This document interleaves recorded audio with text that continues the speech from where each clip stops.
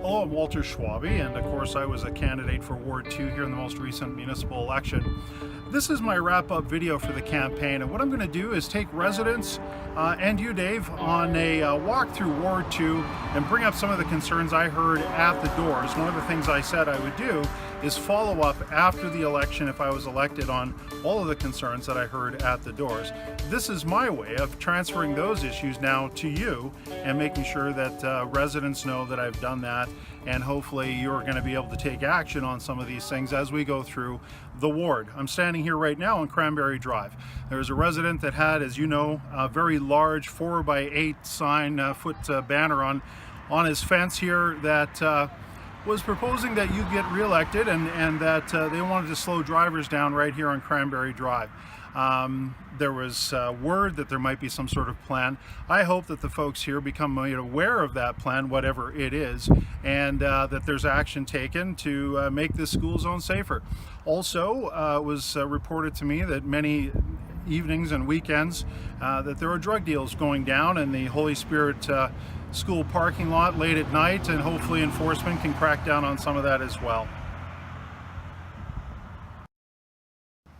Here we are on Chatwin Road, and I heard from residents along Chatwin here that speed might be a bit of an issue.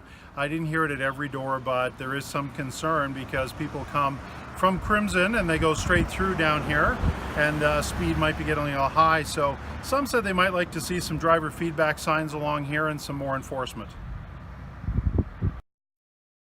Just standing on Crimson Drive here, and one of the issues that came up in this area was a request to review the animal bylaw so that potbelly pigs could be allowed in urban residential areas.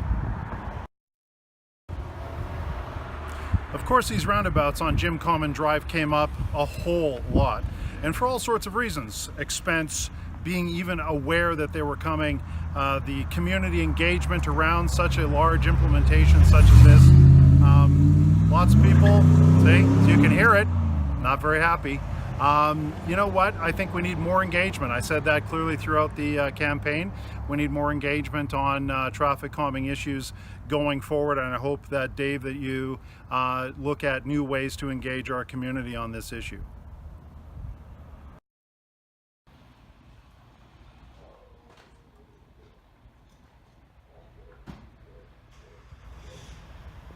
I'm here on Coachman Way, and as many residents along this road know, for almost a year or more, they had this entire road being redone with new pavement, and they're certainly happy that it's done now.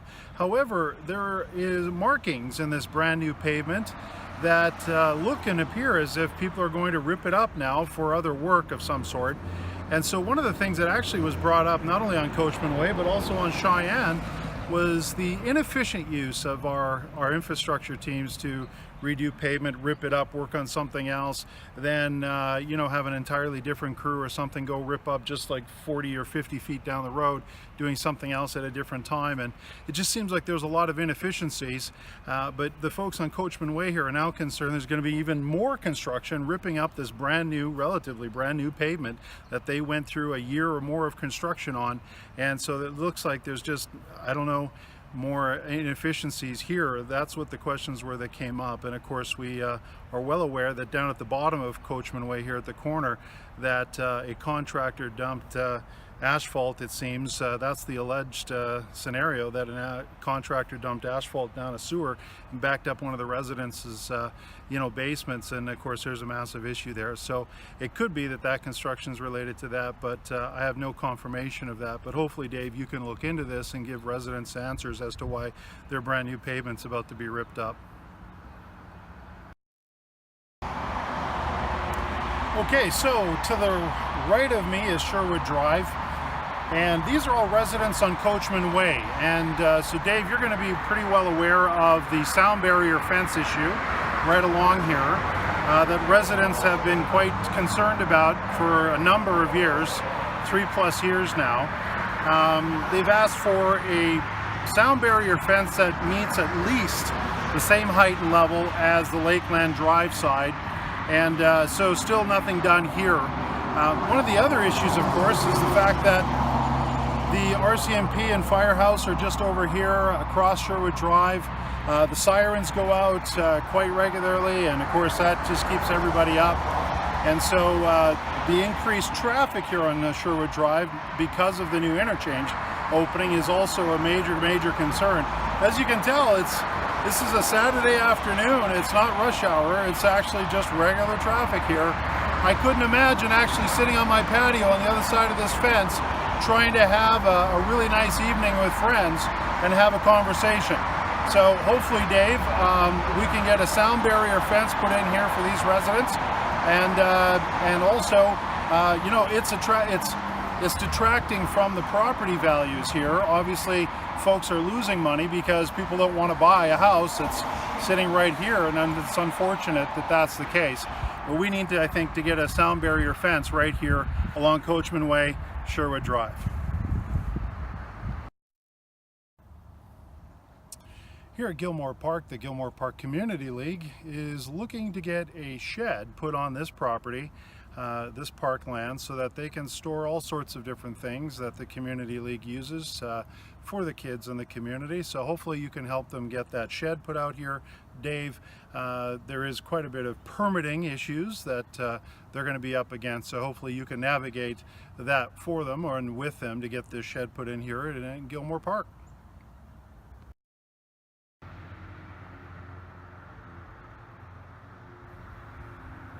Here on Galloway Drive, standing right by one of the speed humps. One of the things in this particular area is the fact that this speed hump, the way it's been engineered, actually holds back water when it rains, and also in the spring there's a whole bunch of ice that builds up over top of these sidewalks and onto the driveways and creates a really big safety hazard because the way the drainage is laid out here, it's supposed to go all the way down to the bottom of Galloway, but it gets hung up at this speed hump. So I don't know if there's more engineering that needs to be done or proper engineering next time, but this is a concern for these residents right along here in terms of safety.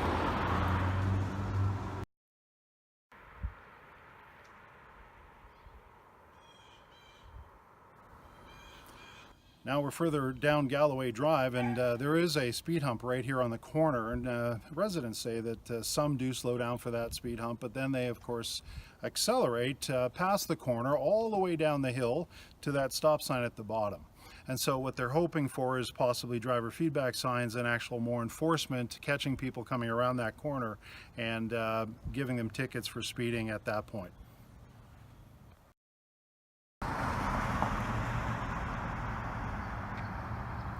Here on Georgian Way, some of the residents that live right across from the mall here were concerned about the new parking lot that's going to be going in behind me, and they were hoping that there wouldn't be any entrances onto Georgian Way from that parking lot. So Dave, maybe you can follow up and help residents better understand what the plan is here for this expansion of the parking lot and how that might affect traffic here on Georgian Way. What came up a lot actually around here on Galaxy and around here was the construction and these boulevards that have been put in the middle of the medians that are in the middle of the road. A lot of questions and concerns as to what they're needed for, what was the purpose.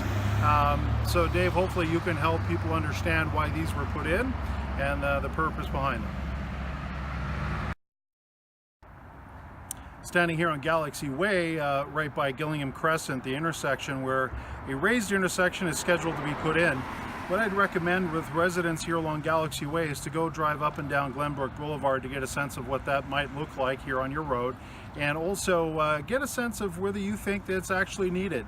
I think that maybe a re-engagement with residents here and giving them a shot to communicate about whether it's needed or not is actually something that should be done, considering that the last time this was discussed was in 2015, and I spoke to a lot of folks along Galaxy Way here that did not have any input on that. So I think they'd like a shot at speaking up.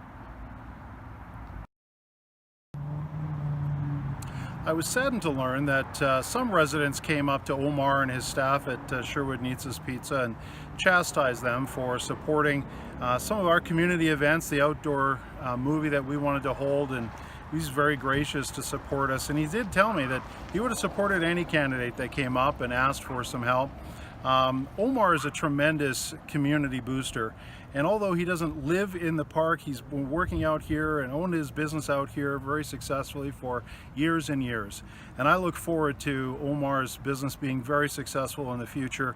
And his support of the community has just been second to none. And I really do thank Omar for his support. And I know that his business is going to thrive incredibly well in the future.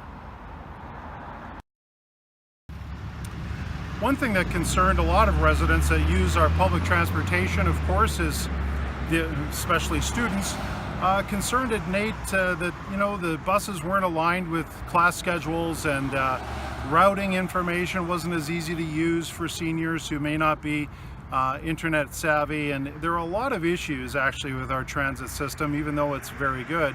And Dave, I know that transit is one of your clear passions, seeing as in your past terms you attended many different types of conferences, and of course that's in your history career-wise.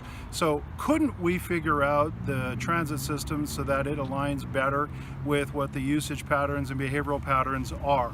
I thank you for looking into this for our residents who do use the transit system on a daily basis, and hopefully we can improve it. Right near Lakeland Park, townhomes, and behind me, as you can see, is Baseline. And also you can probably see that there is a break in the sound barrier here. And when rush hour traffic comes along, or really busy times of day, the noise gets quite loud here from what I hear of residents, and they have had a sound study done here, and they are looking to have that sound barrier extended just like it is on the other side of Baseline Road. So hopefully folks can connect with you, Dave, and get this taken care of in terms of the sound, because it affects not only the residents over here on Lakeland Park, but also the residents across this utility corridor as well.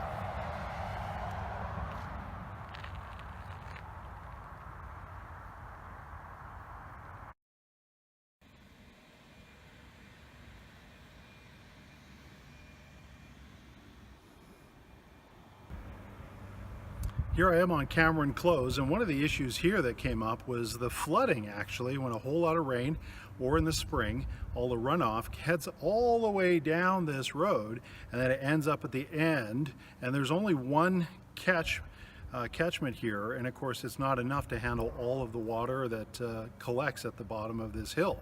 And so Dave, I hope that you can speak with residents here and get a sense of just how bad the flooding is down here when it rains or in the spring. Well, I hope you enjoyed the tour of Ward 2 and some of the things that came up during the election.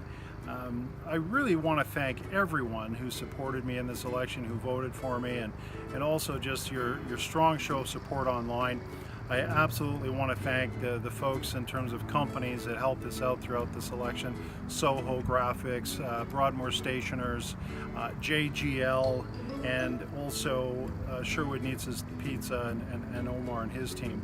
Thank you so much again for all the volunteers that helped us knock on doors and help create all the communication pieces we had. And a very special thanks to my family, to the girls who worked tirelessly helping us deliver door hangers, and to my wife Erica, who as a campaign manager in the first time, I think just did an amazing job. And without that kind of support, we just don't get off the ground. So thank you so very much for that. And I really do hope that you take more consideration of what's going on around you in your community, that you speak up, that you get active, that you come up with some great ideas, and that you pursue them. Reach out to council, use the County Connect button, get involved, and communicate those things that you think are wonderful and also need improvement. I want to thank you again for this tremendous opportunity to get to know you better. I'm Walter Schwabe.